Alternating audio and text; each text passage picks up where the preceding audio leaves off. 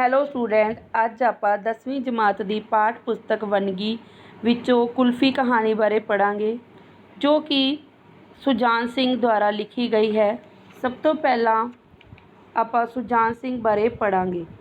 ਸੁਜਾਨ Singh ji principal ਹਨ।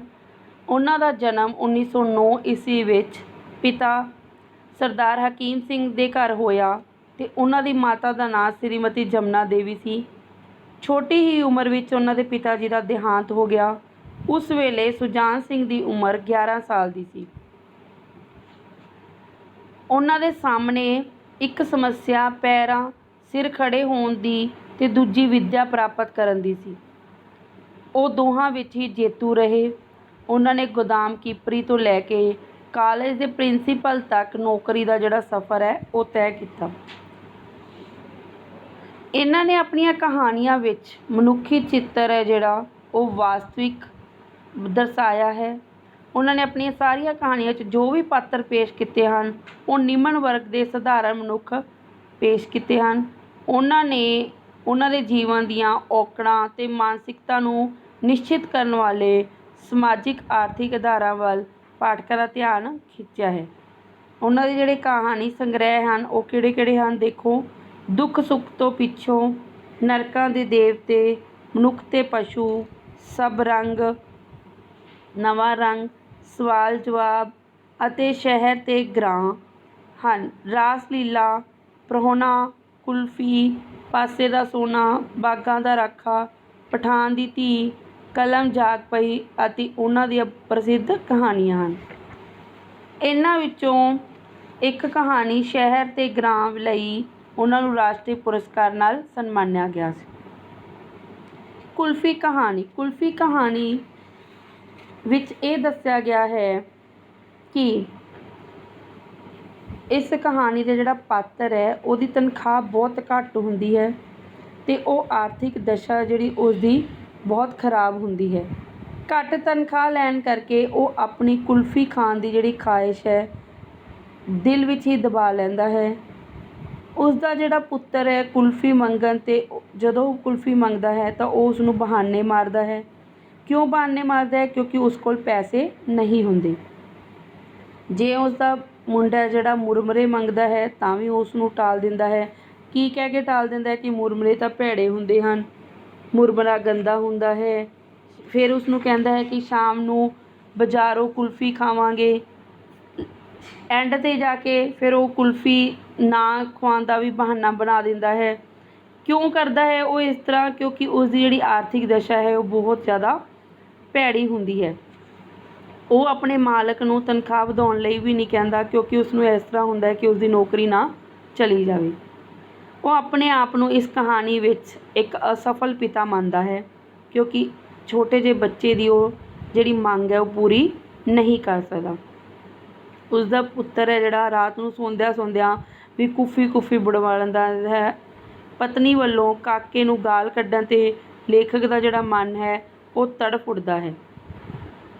ਹੁਣ ਅੱਜ ਆਪਾਂ ਇਸ ਕਹਾਣੀ ਬਾਰੇ ਪੜ੍ਹਾਂਗੇ ਕਿ ਇਸ ਕਹਾਣੀ ਵਿੱਚ ਕਿਵੇਂ ਲਿਖਿਆ ਹੋਇਆ ਹੈ। ਮਹੀਨਾ ਮੁੱਕਣ 'ਤੇ ਸੀ ਪਰ ਮੁੱਕਣ ਵਿੱਚ ਨਹੀਂ ਸੀ ਆਉਂਦਾ। ਇਸ ਤਰ੍ਹਾਂ ਲੱਗ ਰਿਹਾ ਸੀ ਕਿ ਮਹੀਨੇ ਦੇ ਆਖਰੀ ਦਿਨ ਚੱਲ ਰਹੇ ਹਨ, ਪਰ ਜਿਹੜਾ ਮਹੀਨਾ ਹੈ ਉਹ ਖ਼ਤਮ ਨਹੀਂ ਹੋਣ ਜਾ ਰਿਹਾ ਸੀ। ਸੋਚ ਰਿਹਾ ਸੀ ਕਿ ਮਹੀਨੇ ਦੇ ਪਹਿਲੇ ਅੱਧ ਦੇ 15 ਦਿਨ ਕਿਵੇਂ ਝਟਪਟ ਮੁੱਕ ਜਾਂਦੇ ਹਨ ਅਤੇ ਤਨਖਾਹ ਵੀ ਉਹਨਾਂ 15 ਦਿਨਾਂ ਦੇ ਨਾਲ ਹੀ ਕਿਵੇਂ ਉੱਡ ਪੁੱਡ ਜਾਂਦੀ ਹੈ। ਮੈਨੂੰ ਪੱਠੇ ਦੀ ਸੱਫ ਚੁੱਭ ਰਹੀ ਸੀ। ਪਾਸਾ ਵੱਟ ਕੇ ਪਿੱਠ 'ਤੇ ਹੱਥ ਫੇਰਿਆ ਤਾਂ ਸੱਫ ਦੀਆਂ ਪਿੜੀਆਂ ਪਿੰਡੇ ਵਿੱਚ ਖੁੱਭੀਆਂ ਹੋਈਆਂ ਸਨ। ਇੱਕ ਕੁਲਫੀ ਵਾਲਾ ਆਉਂਦਾ ਹੈ, ਮਲਾਈ ਵਾਲੀ ਕੁਲਫੀ, ਠੰਡੀ ਠਾਰ ਆਵਾਜ਼ ਮਾਰਦਾ ਹੋਇਆ। ਇਹੀ ਆਵਾਜ਼ ਜਦੋਂ ਉਸਦੇ ਪੁੱਤਰ ਦੇ ਕੰਨਾਂ ਵਿੱਚ ਪੈਂਦੀ ਹੈ ਤਾਂ ਉਹ ਦੌੜ ਕੇ ਆਉਂਦਾ ਹੈ। ਇਹ ਸੁਣ ਕੇ ਉਸਦੇ ਮੂੰਹ 'ਚ ਵੀ ਪਾਣੀ ਆ ਜਾਂਦਾ ਹੈ, ਪਰ ਉਹ ਬੇਵੱਸ ਹੁੰਦਾ ਹੈ, ਮਜਬੂਰ ਹੁੰਦਾ ਹੈ। ਕਿਉਂ ਮਜਬੂਰ ਹੁੰਦਾ ਹੈ? ਕਿਉਂਕਿ ਉਸ ਕੋਲ ਪੈਸੇ ਨਹੀਂ ਹੁੰਦੇ। ਮੇਰੀ ਦੁਪਹਿਰ ਮਗਰੋਂ ਦੀ ਨੀਂਦ ਹਾਲੇ ਪੂਰੀ ਹੀ ਨਹੀਂ ਸੀ ਹੋਈ ਕਿ ਮੈਨੂੰ ਮੇਰੇ ਛੋਟੇ ਕਾਕੇ ਨੇ ਹਲੂਣ ਕੇ ਜਗਾ ਦਿੱਤਾ। ਮੈਂ ਖਿਝਿਆ ਹੋਇਆ ਸੀ, ਪਰ ਕਾਕੇ ਦੀ ਤੋਤਲੀ ਆਵਾਜ਼ ਨੇ ਮੈਨੂੰ ਸ਼ਾਂਤ ਕਰ ਦਿੱਤਾ। ਦਾਜੀ ਉਹ ਆਪਣੇ ਪਿਤਾ ਜੀ ਨੂੰ ਕਹਿ ਰਿਹਾ ਸੀ। ਦਾਜੀ ਕਿੰਨੀਆਂ ਆਜਾਂ ਮਾਰੀਆਂ, ਜਾਗਦੇ ਹੀ ਨਹੀਂ ਤੁਸੀਂ। ਇਹ ਤੋਤਲੀ ਆਵਾਜ਼ ਵਿੱਚ ਬੱਚਾ ਜਿਹੜਾ ਆਪਣੇ ਪਿਤਾ ਜੀ ਨੂੰ ਕਹਿ ਰਿਹਾ ਹੈ। ਹਾਂ ਤੂੰ ਕੀ ਕਹਿੰਦਾ ਹੈ? ਦੱਸ। ਮੈਂ ਕੁਝ ਕਾਹਲੇ ਪੈ ਕੇ ਪੁੱਛਿਆ। ਇੱਕ ਤੱਕਾ ਦਿਓ ਦਾ ਜੀ। ਪਰ ਟਕਾ ਮੇਰੇ ਕੋਲ ਹੈ ਹੀ ਨਹੀਂ। ਮੇਰੇ ਕੋਲ ਅੱਜ ਕੁਝ ਵੀ ਨਹੀਂ ਸੀ। ਜੂਨ ਦੀ 26 ਤਰੀਕ ਸੀ। ਘਰ ਦਾ ਜਿਹੜਾ ਖਰਚ ਹੈ ਬਾਜ਼ਾਰ ਦੀ ਉਧਾਰ ਦੀ ਸਾਖ 'ਤੇ ਮਸਾਂ ਹੀ ਤੁਰ ਰਿਹਾ ਸੀ। ਟਕਾ ਦੇ ਦਿਓ ਦਾ ਜੀ। ਬਾਹਰ ਮੁਰਮਰੇ ਵਾਲਾ ਉੱਚੀ ਉੱਚੀ ਸਾਡੇ ਬੂਹੇ ਅੱਗੇ ਹੋ ਕੇ ਦੇ ਰਿਹਾ ਹੈ।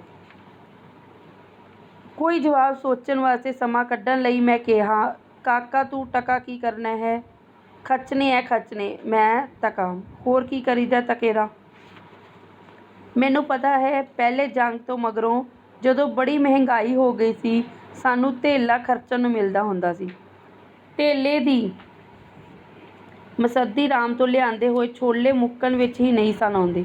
ਹੁਣ ਆਨੇ ਦੇ ਵੀ ਓਨੇ ਛੋਲੇ ਨਹੀਂ ਆਉਂਦੇ ਸਨ। ਆਮਦਨ ਮੇਰੇ ਪਿਤਾ ਦੀ ਆਮਦਨ ਦੇ ਪਾਸਕ ਵੀ ਨਹੀਂ ਸੀ। ਹਾਲਾਂਕਿ ਮੇਰੀ ਪੜ੍ਹਾਈ ਹੈ ਜਿਹੜੀ ਮੇਰੇ ਪਿਤਾ ਤੋਂ ਕਈ ਗੁਣਾ ਵੱਧ ਸੀ। ਮੈਂ ਦੁਨੀਆ ਦੀ ਆਰਥਿਕ ਦਸ਼ਾ ਤੇ ਇਸ ਦਸ਼ਾ ਨੂੰ ਬਣਾਉਣ ਦੇ ਕਾਇਮ ਰੱਖਣ ਵਾਲੇ ਧਨ ਕੁਬੇਰਾਂ ਦੇ ਵਿਚਕਾਰ ਕਰਨ ਲੱਗ ਪਿਆ। ਬਾਹਰੋਂ ਫੇਰ ਮੁਰਮਰਾ ਛੋਲੇ ਦਾ ਹੋਕਾ ਗੂੰਜਿਆ ਤੇ ਨਾਲ ਹੀ ਕਾਕੇ ਆਖਿਆ, ਟਕਾ ਦਿਓ ਵੀ ਨਾ ਦਾ ਜੀ, ਟਕਾ ਭੈੜਾ ਹੁੰਦਾ ਹੈ। ਮੈਂ ਹਾਲਤ ਤੋਂ ਪੈਦਾ ਹੋਈ ਬਦਹਵਾਸੀ ਵਿੱਚ ਕਿਹਾ, ਟਕਾ ਵੀ ਕਦੇ ਭੈੜਾ ਹੁੰਦਾ ਹੈ ਦਾ ਜੀ? ਟਕੇ ਦਾ ਮੁਰਮਰਾ ਆਉਂਦਾ ਹੈ। ਮੁਰਮਰਾ ਭੈੜਾ ਹੁੰਦਾ ਹੈ। ਉਹ ਉਸ ਨੂੰ ਇਸ ਤਰ੍ਹਾਂ ਕਹਿ ਰਿਹਾ ਹੈ ਕਿ ਮੁਰਮਰਾ ਜਿਹੜਾ ਭੈੜਾ ਹੁੰਦਾ ਹੈ ਕਿਉਂ ਕਹਿੰਦਾ ਹੈ? ਤਾਂ ਕਿ ਉਹ ਮੁਰਮਰੇ ਨੂੰ ਨਾ ਖਾ ਸਕੇ। ਮੈਂ ਆਖਿਆ, ਬਾਕੀ ਹਲੇ ਗੱਲ ਮੇਰੇ ਮੂੰਹ ਵਿੱਚ ਹੀ ਸੀ। ਕਾਕੇ ਨੇ ਆਖਿਆ, ਮੁਰਮਰਾ ਤਾਂ ਮਿੱਠਾ ਹੁੰਦਾ ਹੈ। ਇਸ ਦਲੀਲ ਦਾ ਮੇਰੇ ਕੋਲ ਕੋਈ ਉੱਤਰ ਨਹੀਂ ਸੀ।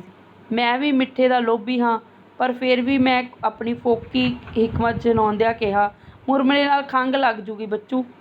ਤੁਸੀਂ ਟਕਾ ਦਿਓ, ਮੈਨੂੰ ਨਹੀਂ ਲੱਗਦੀ ਲੁਗਦੀ ਖੰਘ। ਉਸਦਾ ਜਿਹੜਾ ਬੱਚਾ ਹੈ ਉਹ ਇਸ ਤਰ੍ਹਾਂ ਜਿੱਦ ਕਰਦਾ ਹੋਇਆ ਕਹਿੰਦਾ ਹੈ। ਮੁੰਡਾ ਮੱਛਰ ਦਾ ਜਾਪਦਾ ਸੀ। ਟਕਾ ਮੇਰੇ ਕੋਲ ਹੈ ਹੀ ਨਹੀਂ ਸੀ। ਮੈਂ ਕਾਕੇ ਨੂੰ ਟਾਲਣ ਲਈ ਉਸ ਨੂੰ ਪਤਾ ਨਹੀਂ ਕਿਉਂ ਕਹਿ ਦਿੱਤਾ ਕਿ ਖਬਰੇ ਵੱਡਾ ਲੋਭ ਦੇ ਕੇ ਭੁਲਾਉਣ ਲਈ ਵੀ ਭੁੱਲ ਜਾਵੇ ਉਹ। ਮੁਰਮਰਾ ਗੰਦਾ ਹੁੰਦਾ ਹੈ। ਅਸੀਂ ਸ਼ਾਮੀ ਬਾਜ਼ਾਰੋਂ ਕੁਲਫੀ ਖਾਵਾਂਗੇ। ਮੁਰਮਰੇ ਛੋਲੇ ਵਾਲਾ ਹੁਣ ਟਲ ਚੁੱਕਾ ਸੀ। ਕਾਕਾ ਜੀ ਮੇਰੀ ਆਸ ਤੋਂ ਉਲਟ ਸ਼ਾਮੀ ਕੁਲਫੀ ਖਾਣ ਲਈ ਮੰਨ ਗਿਆ। ਮੈਂ ਸਮਝਿਆ ਬਲਾ ਟਲੀ। ਮੈਂ ਸੋਚਿਆ ਕਿਤੇ ਕੋਈ ਹੋਰ ਛਾਬੜੀ ਵਾਲਾ ਨਾ ਆ ਜਾਵੇ, ਸੋ ਮੈਂ ਕੱਪੜੇ ਪਾ ਕੇ ਕੜਕਦੀ ਧੁੱਪ ਵਿੱਚ ਬਾਹਰ ਨਿਕਲ ਗਿਆ ਤੇ ਸੜਕ 'ਤੇ ਸਮਾਂ ਕਤਲ ਕਰਦਾ ਰਿਹਾ, ਵੀ ਇੱਧਰ ਉੱਧਰ ਘੁੰਮਦਾ ਰਿਹਾ। ਕੀਮਤੀ ਸਮਾਂ ਮੈਂ ਇੱਕ ਟਕੇ ਦੀ ਮੰਗ ਤੋਂ ਬਚਣ ਲਈ ਨਾਸ ਕਰਦਾ ਰਿਹਾ ਸੀ। ਮੈਂ ਆਪਣੇ ਮਾਲਕ ਨੂੰ ਕਿਉਂ ਨਹੀਂ ਕਹਿੰਦਾ ਸੀ ਕਿ ਮੇਰੇ ਇੰਨੇ ਵਿੱਚ ਗੁਜ਼ਾਰਾ ਨਹੀਂ ਹੁੰਦਾ, ਪਰ ਸੁਣੇਗਾ ਕੌਣ? ਇਕੱਲੇ ਦੀ ਆਵਾਜ਼ ਭਾਵੇਂ ਕਿੱਡੀ ਉੱਚੀ ਹੋਵੇ ਸੁਣੀ ਨਹੀਂ ਜਾਂਦੀ। ਲੋੜਵੰਦ ਇਕੱਠੇ ਹੋ ਹੀ ਨਹੀਂ ਸਕਦੇ। ਜੇ ਹੋ ਵੀ ਜਾਣ ਰਹਿਣ ਨਹੀਂ ਦਿੰਦੇ ਜੇ ਇਕੱਠੀ ਮੰਗ ਨਾ ਕਰਨ। ਮੰਗ ਕੀਤਿਆਂ ਕਈ ਵਾਰੀ ਨੌਕਰੀਓਂ ਜਵਾਬ ਹੋ ਜਾਂਦਾ ਹੈ। ਮੈਂ ਡਰ ਗਿਆ। ਬੇਰੁਜ਼ਗਾਰੀ ਦੇ ਭਿਆਨਕ ਭਵਿੱਖ ਨੇ ਮੇਰੇ ਨੂੰ ਕੰਬਾ ਦਿੱਤਾ। ਕਾਇਰਾਂ ਵਾਂਗ ਮੈਂ ਸਦਾ ਤੋਂ ਚੁੱਪ ਰਿਹਾ ਤੇ ਹੁਣ ਵੀ ਚੁੱਪ ਰਹਿਣ ਦਾ ਫੈਸਲਾ ਕੀਤਾ। ਸ਼ਾਮੀ ਇਹ ਸਮਝ ਕੇ ਕਿ ਕਾਕਾ ਛੇਤੀ ਸੋ ਗਿਆ ਹੋਵੇਗਾ ਮੈਂ ਦੱਬੀ ਪੈਰੀ ਘਰ ਪਹੁੰਚਿਆ। ਆਵਾਜ਼ ਨਾ ਮਾਰੀ, ਕੇਵਲ ਕੁੰਡਾ ਹੀ ਖੜਕਾਇਆ। ਉੱਤੋਂ ਹੀ ਆਵਾਜ਼ ਆਈ, ਦਾ ਜੀ ਆਇਆ ਜੇ। ਤੇ ਥੋੜ੍ਹੇ ਚਿਰ ਮਗਰੋਂ ਕਾਕੇ ਨੇ ਆਣ ਕੇ ਬੂਹਾ ਖੋਲ੍ਹਿਆ। ਦਾ ਜੀ ਕੁਲਫੀ ਖਾਣ ਜਾਣਾ ਹੈ ਜੇ? ਉਸਨੇ ਆਸ ਭਰਪੂਰ ਲਹਿਜੇ ਨਾਲ ਪੁੱਛਿਆ।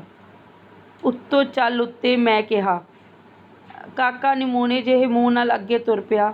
ਮੰਜੇ 'ਤੇ ਬੈਠ ਕੇ ਕਾਕੇ ਨੂੰ ਗੋਦ ਵਿੱਚ ਲੈ ਕੇ ਮੈਂ ਪਿਆਰ ਨਾਲ ਕਿਹਾ, ਹੁਣ ਰਾਤ ਪੈ ਗਈ ਹੈ, ਕੁਲਫੀ ਕੱਲ੍ਹ ਖਾਵਾਂਗੇ। ਮਾਮੂਲ ਤੋਂ ਉਲਟ ਕਾਕਾ ਚੁੱਪ ਕਰ ਗਿਆ। ਕਿੰਨਾ ਚਿਰ ਅਸਮਾਨ ਵੱਲ ਤੱਕ ਕੇ ਕੁਝ ਸੋਚਦਾ ਰਿਹਾ। ਫਿਰ ਆਖਣ ਲੱਗਿਆ, ਦਾ ਜੀ ਤਾਰੇ ਪਈਏ ਹੁੰਦੇ ਨੇ ਨਾ? ਵੱਡਾ ਭਾ ਆਖਦਾ ਸੀ, ਤਾਰੇ ਪਈਏ ਹੁੰਦੇ ਨੇ ਤਾਂ ਦਾ ਜੀ ਸਾਡੇ ਪਈਏ ਸਾਡੇ ਕੋਠੇ ਤੋਂ ਗਏ ਨਹੀਂ ਵਰ ਪੈਂਦੇ। ਮੈਂ ਇਹ ਆਖ ਕੇ ਤਾਰੇ ਰੁਪਈਏ ਨਹੀਂ ਹੁੰਦੇ, ਮਾਨੋ ਉਸਦਾ ਸੁਰਗ ਢਾਹ ਛੱਡਿਆ ਹੈ। ਉਹ ਮੰਜੇ 'ਤੇ ਲੇਟ ਗਿਆ ਤੇ ਅਸਮਾਨ ਵੱਲ ਵੇਖਦਾ ਵੇਖਦਾ ਸੋ ਗਿਆ। ਦੂਸਰੇ ਦਿਨ ਕੰਮ 'ਤੇ ਮੈਂ ਆਪਣੇ ਸਾਥੀਆਂ ਤੋਂ ਕੁਝ ਮੰਗਣ ਦੀ ਕੋਸ਼ਿਸ਼ ਕਰਦਾ ਰਿਹਾ, ਪਰ ਹਿਆਂ ਜਾ ਨਹੀਂ ਪਿਆ। ਮੰਗਣਾ ਬਹੁਤ ਹੀ ਔਖਾ ਕੰਮ ਹੈ। ਮੌਤ ਜਿੰਨਾ ਦੁੱਖ ਹੁੰਦਾ ਹੈ ਮੰਗਣ ਵਿੱਚ। ਆਖਿਰ ਇੱਕ ਸਾਥੀ ਕੋਲੋਂ 3 ਰੁਪਏ ਲੈ ਹੀ ਲਏ। ਜਦ ਘਰ ਆਇਆ ਤਾਂ ਦੁਪਹਿਰ ਦੀ ਨੀਂਦ ਲੈ ਰਿਹਾ ਸੀ। ਰੋਟੀ ਖਵਾਉਂਦਿਆਂ ਸ੍ਰੀਮਤੀ ਜੀ ਨੇ 3 ਰੁਪਏ ਮੁੱਚ ਲਏ। ਅੱਧ ਮਣ ਲੱਕੜੀਆਂ, ਸ਼ਾਮ ਦੀ ਸਬਜ਼ੀ, ਲੂਣ ਤੇਲ ਆਦਿ ਵਿੱਚ ਕਾਕੇ ਦੇ ਜਾਗਣ ਤੋਂ ਪਹਿਲਾਂ ਉਹ ਜਿਹੜੇ 3 ਰੁਪਏ ਸੀ ਉਹ ਖਤਮ ਹੋ ਚੁੱਕੇ ਸਨ। ਮੈਂ ਕਿਹਾ ਵੀ ਕਿ ਕਾਕੇ ਨੂੰ ਕੁਲਫੀ ਖਵਾਉਣੀ ਹੈ, ਪਰ ਉਹਨਾਂ ਕਹਿ ਛੱਡਿਆ ਕਿ ਬੜਾ ਉਹਨੂੰ ਯਾਦ ਰਹਿਣਾ। ਮੈਂ ਟਕਾ ਦੇ ਛੱਡਾਂਗੀ ਮੁਰਮਰੇ ਲਈ। ਕਾਕੇ ਜਾਗਦਿਆਂ ਹੀ ਕੁਲਫੀ ਮੰਗੀ, ਚੀਕ ਚੰਗਿਆੜਾ ਪਾ ਦਿੱਤਾ। ਕੱਲ੍ਹ ਵਾਲਾ ਮੁਰਮਰਾ ਤੇ ਟਕਾ ਮਨਜ਼ੂਰ ਨਹੀਂ ਸੀ। ਆਖਰ ਸ਼ਾਮ ਨੂੰ ਕੁਲਫੀ ਖਵਾਉਣ ਦਾ ਵਾਅਦਾ ਕਰਕੇ ਛੁਟਕਾਰਾ ਪਾਇਆ ਤੇ ਕਾਕੇ ਨੇ ਟਕਾ ਮੇਰੇ ਕੋਲੋਂ ਜਮ੍ਹਾਂ ਕਰਵਾ ਦਿੱਤਾ।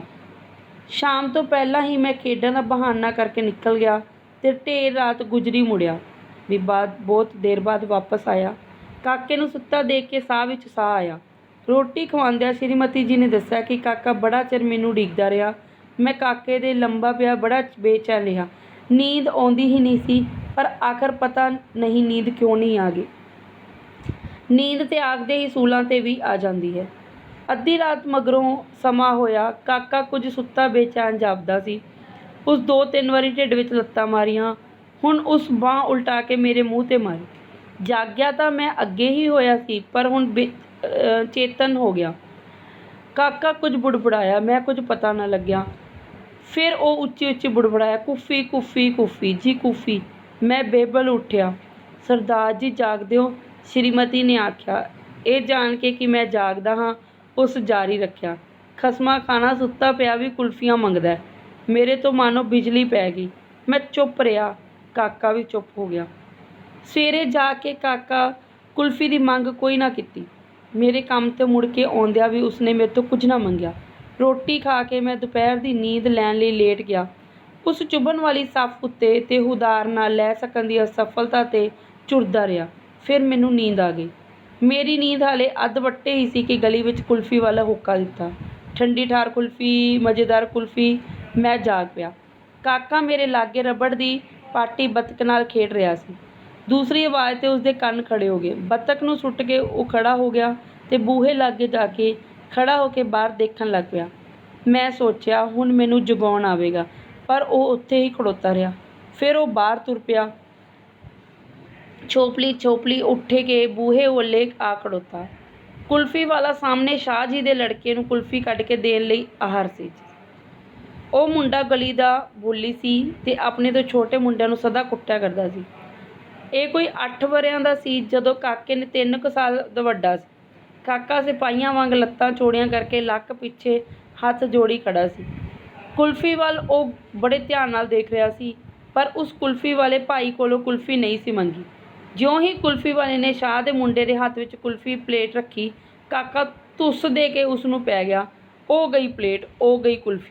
ਫਲੂਦਾ ਤੇ ਚਮਚਾ ਤੇ ਮੋਰੀ ਵਿੱਚ ਡਿੱਗਾ ਸ਼ਾਹ ਦਾ ਮੁੰਡਾ। ਕਿਸੇ ਜੇਤੂ ਵਾਂਗ ਕਾਕਾ ਉਸਦੇ ਵੱਲ ਦੇਖਦਾ ਰਿਹਾ। ਸ਼ਾਹਾਂ ਦਾ ਮੁੰਡਾ ਗੁੱਸਾ ਖਾ ਕੇ ਉੱਠਿਆ। ਕੁਲਫੀ ਦਾ ਨੁਕਸਾਨ ਤੇ ਆਪਣੀ ਹੇਠੀ ਉਸਨੂੰ ਜਿਵੇਂ ਨਵਾਂ ਜੋਸ਼ ਦੇ ਰਹੀ ਸੀ। ਜਿਉਂ ਹੀ ਉਹ ਉੱਠਿਆ, ਕਾਕੇ ਨੇ ਫਿਰ ਉਸਨੂੰ ਇੱਕ ਐਸੀ ਢੁੱਡ ਮਾਰੀ ਕਿ ਉਹ ਫਿਰ ਮੋਰੀ ਵਿੱਚ ਜਾ ਪਿਆ ਤੇ ਚੀਕਾਂ ਮਾਰਨ ਲੱਗ ਗਿਆ। ਕੁਲਫੀ ਵਾਲਾ ਕਾਕੇ ਨੂੰ ਚਪੇੜ ਲੈ ਕੇ ਪਿਆ। ਮੈਂ ਨੱਸ ਕੇ ਕਾਕੇ ਨੂੰ ਚੁੱਕ ਲਿਆ। ਕੁਲਫੀ ਵਾਲੇ ਨੇ ਸ਼ਾਹਾਂ ਦੇ ਮੁੰਡੇ ਨੂੰ ਉਠਾ ਲਿਆ। ਸ਼ਾਨੀ, ਜੋ ਕਿਸੇ ਦਾ ਕੋਈ ਉਲਾਂਭਾ ਨਹੀਂ ਸੀ ਸੁਣਦੀ, ਅੱਜ ਉਸਨੇ ਉਲਾਂਭਾ ਦੇਣ ਲਈ ਆ ਗਈ। ਕਾਕੇ ਦਾ ਸਰੀਰ ਭਖ ਰਿਹਾ ਸੀ। ਸ਼੍ਰੀਮਤੀ ਨੇ ਕਿਹਾ, ਆਹ ਖਸਮਾਂ ਖਾਣਿਆ, ਤੂੰ ਲੱਗਿਆ ਹੁਣ ਉਲਾਂਭੇ ਲਿਆਉਣ ਤੇ ਮਾਰਨ ਲਈ ਚਪੇੜਾਂ ਉਂਗਾਰੀਆਂ। ਤੇ ਮੈਂ ਉਸਨੂੰ ਕਿਹਾ, ਕੁੰਜ ਵੰਡ ਸ਼ੁਦੈਣੇ ਕਾਇਰ ਪਿਓ ਦੇ ਘਰ ਬਹਾਦਰ ਮੁੰਡਿਆ ਜੰਮਿਆ ਹੈ। ਕਿ ਮੈਂ ਉਸਨੂੰ ਕਿਹਾ ਕਿ ਮੈਂ ਤਾਂ ਆਪਣੇ ਆਪ ਨੂੰ ਕਾਇਰ ਸਮਝਦਾ ਸੀ, ਪਰ ਜਿਹੜਾ ਮੇਰਾ ਮੁੰਡਾ ਹੈ ਉਹ ਬਹਾਦਰ। ਇਹ ਸੀ ਬੱਚੇ ਕੁਲਫੀ ਕਹਾਣੀ। ਹੁਣ ਇਹਦੇ ਨਾਲ ਜਿਹੜੇ ਸੰਬੰਧਿਤ ਨੇ ਪ੍ਰਸ਼ਨ ਉੱਤਰ ਹੈ ਉਹ ਕੀ ਹਨ? ਕੁਲਫੀ ਕਹਾਣੀ ਦਾ ਜਿਹੜਾ ਸਾਰ ਆਪਣੇ ਸ਼ਬਦਾਂ ਵਿੱਚ ਲਿਖੋ। ਤੁਸੀਂ ਪੂਰੀ ਕਹਾਣੀ ਨੂੰ ਥੋੜ੍ਹੇ ਸ਼ਬਦਾਂ ਵਿੱਚ ਦੱਸਣਾ ਹੈ, ਬਿਆਨ ਕਰਨਾ ਹੈ। ਕਿਵੇਂ ਦੱਸੋਗੇ? ਇਹ ਜੂਨ ਦੇ ਮਹੀਨੇ ਦੀ 26 ਤਾਰੀਖ ਸੀ ਤੇ ਲੇਖਕ ਆਪਣੀ ਆਰਥਿਕ ਦਸ਼ਾ ਬਾਰੇ ਸੋਚ ਕੇ ਪਰੇਸ਼ਾਨ ਹੋ ਰਿਹਾ ਸੀ। ਜਦੋਂ ਉਸਦੇ ਕਾਕੇ ਨੇ ਮੁਰਮਰਾ ਖਾਣ ਲਈ ਟਕਾ ਮੰਗਿਆ ਤਾਂ ਉਸਨੇ ਬੱਚੇ ਨੂੰ ਇਹ ਕਹਿ ਕੇ ਟਾਲ ਦਿੱਤਾ ਕਿ ਉਹ ਉਸਨੂੰ ਸ਼ਾਮ ਨੂੰ ਕੁਲਫੀ ਖਵਾਏਗਾ। ਇਹ ਕਹਿ ਕੇ ਉਹ ਘਰੋਂ ਚਲਾ ਗਿਆ। ਮਹੀਨੇ ਦੇ ਆਖਰੀ ਦਿਨ ਹੋਣ ਕਰਕੇ ਉਸ ਕੋਲ ਪੈਸਾ ਵੀ ਨਹੀਂ ਸੀ। ਉਹ ਸੋਚਦਾ ਹੈ ਕਿ ਆਪਣੇ ਮਾਲਕ ਨੂੰ ਤਨਖਾਹ ਵਧਾਉਣ ਲਈ ਕਹੇਗਾ, ਪਰ ਨੌਕਰੀ ਚਲੇ ਜਾਣ ਦੇ ਚੱਕਰ ਵਿੱਚ ਉਹ ਆਪਣਾ ਫੈਸਲਾ ਬਦਲ ਲੈਂਦਾ ਹੈ। ਰਾਤ ਨੂੰ ਵੀ ਕਾਕੇ ਨੂੰ ਬਰਾਤ ਬਹੁਤ ਹੋ ਗਈ ਸੀ ਤੇ ਬਹਾਨਾ ਦੇ ਕੇ ਕੁਲਫੀ ਖਵਾਉਣ ਲਈ ਅਗਲੇ ਦਿਨ 'ਤੇ ਟਾਲ ਦਿੱਤਾ। ਅਗਲੇ ਦਿਨ ਲੇਖਕ ਆਪਣੇ ਦੋਸਤ ਕੋਲੋਂ 3 ਰੁਪਏ ਉਧਾਰ ਲਿਆਉਂਦਾ ਹੈ, ਜੋ ਕਿ ਘਰ ਦੇ ਰਾਸ਼ਨ ਵਿੱਚ ਖਤਮ ਹੋ ਜਾਂਦੇ ਹਨ।